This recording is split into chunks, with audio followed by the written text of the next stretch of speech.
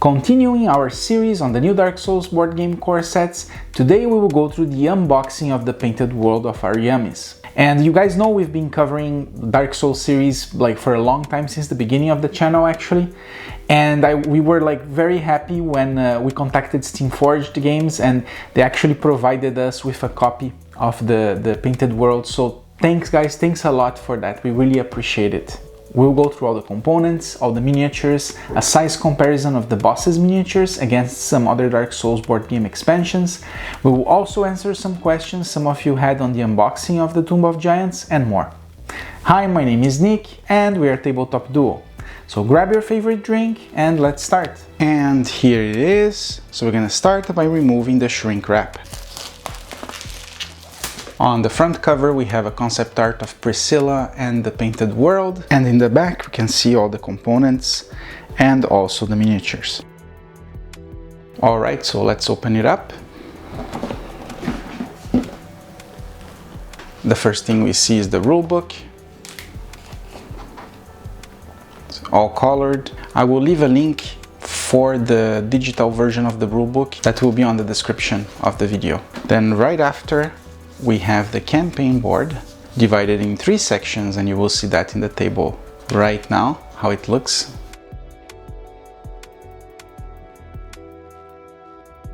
Then we have 3 punch boards with all the tokens and also the new characters. The expansion comes with 3 heroes, so you have the Deprived, the Mercenary, and the Sorcerer. One thing that's really important about this board is you should punch out these markers, but you keep them because you put these markers back inside whenever you receive either damage or whenever you spend stamina by flipping the token. Also, do not punch these because you will be removing them as you play the game, and also you have to keep them because you have the numbers for the stats here. These are the player markers for Estus Flask, Coin, Hero Ability, and the Ember. The new objective tokens that you place in the map, like the Torch, the Lever, and also the Shortcut. The stats tokens. And here I'm taking only a few of them, okay, so you get to see the different ones. Trap tiles, so you flip them whenever a hero goes in the node that they have, and then you do whatever it says in the back. The Souls tokens, which are rewards for the encounters. Some new tokens, I guess related to the boss fight. We'll see that in the review. The mini boss and the main boss health dials, as well as the Bonfire dial. Props tokens like the tombstone, the chest, and the barrel. And the aggro token and the token you add to the campaign tile. Then we have the 4 double-sided boards where you're gonna be fighting your enemies. Let's check these tiles on the table.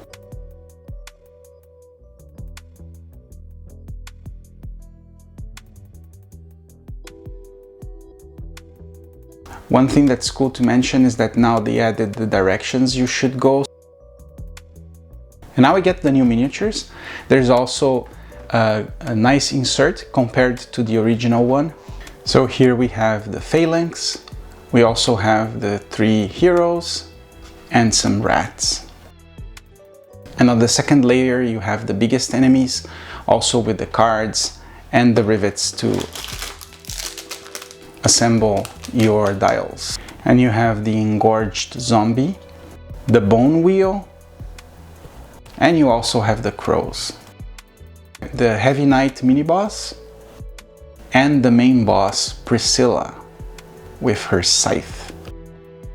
Then on this side you have a pack of cards with the new encounter cards. These cards are much bigger than the original encounter cards from the vanilla game. So you have the objectives, you have the rewards you get, and also the special rules. And then here you have the setup for the enemies and props and etc. And the number of boards used, because you will see later on you have some setups that use multiple boards. And then you have the setups listed for the enemies like on each one of the tiles here. 3 level of encounters, level 1, these are level 2, and then level 3, and the last 2 are the boss cards. Then we have the enemy's data cards as well as the behavior cards for the boss and the mini boss. The Heavy Knight mini boss has 25 health points and heat up at 15. The base behavior cards deal stagger and have a range of 1. The heat up cards have a new icon that makes him recover 3 health points when the behavior is performed. Priscilla main boss has 40 health points and heat up at 25. These are her behavior cards, and many of them deal bleed status, and her attacks are divided between physical and magical, and most of them are fairly easy to dodge. The Snow Rat, which gives poison damage. The Bone Wheel Skeleton, which replays its behavior 2 times. The Engorged Zombie, which deals magical damage. The Crow Demon that leaps on characters. The Phalanx, and the Phalanx Hollow.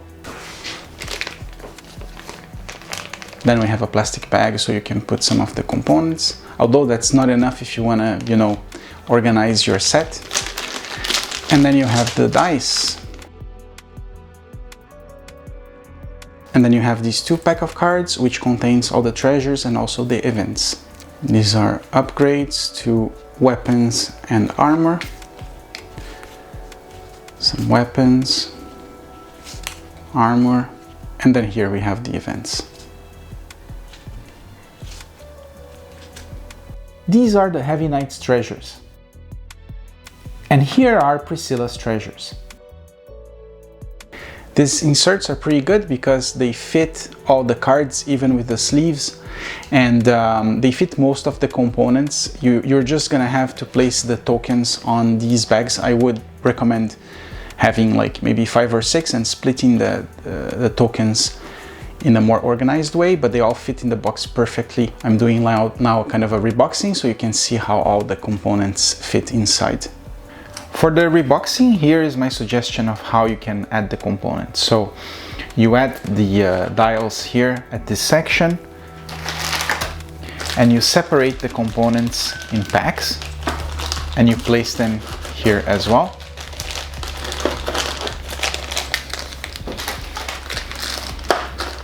And then you probably have one pack that's not gonna fit here, so let's keep this for now.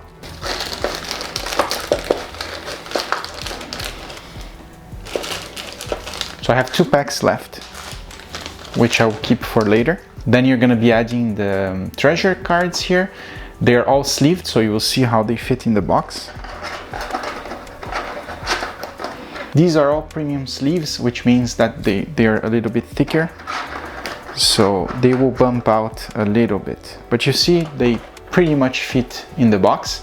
Now we're gonna take all the encounter cards, and we'll add them on top here, like that. And for the event cards, you will split them into 2 packs, like this, and then you will place them on top of the dice, like this. And then the other cards on top, like this. Then we close. And just below the other miniatures, you're gonna add these other 2 packs. And then finally we will add the tiles, plus the rulebook, the character boards, and the campaign board.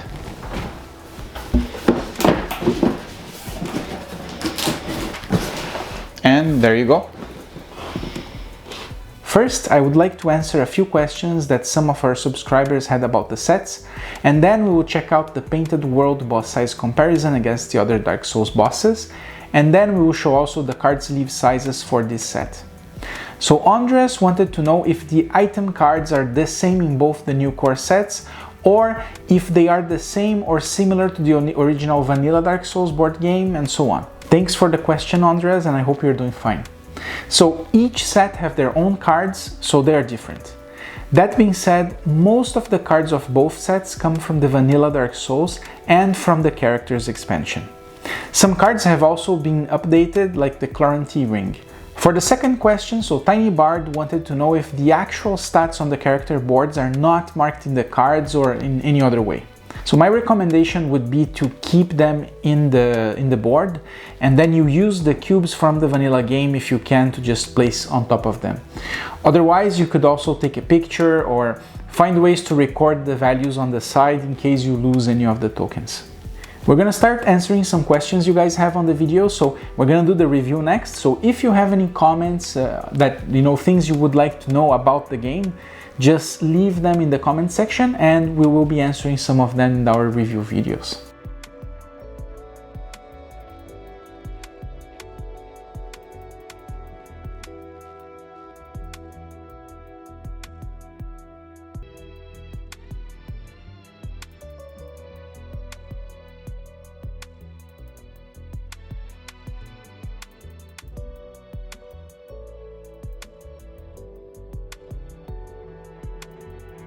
Before we finish the video, if you want to protect the cards with the card sleeves, then you should be using 41 by 63 for the treasures and the event cards, 63.5 by 88 for the data and behavior cards, and 73 by 122, which are like the same size as the tarot cards, for the new encounter cards. Next, we'll be doing our review videos on the core sets, but check out these other videos here on the right because we have a lot of cool reviews and unboxing videos. So thanks for watching and see you next time. Bye!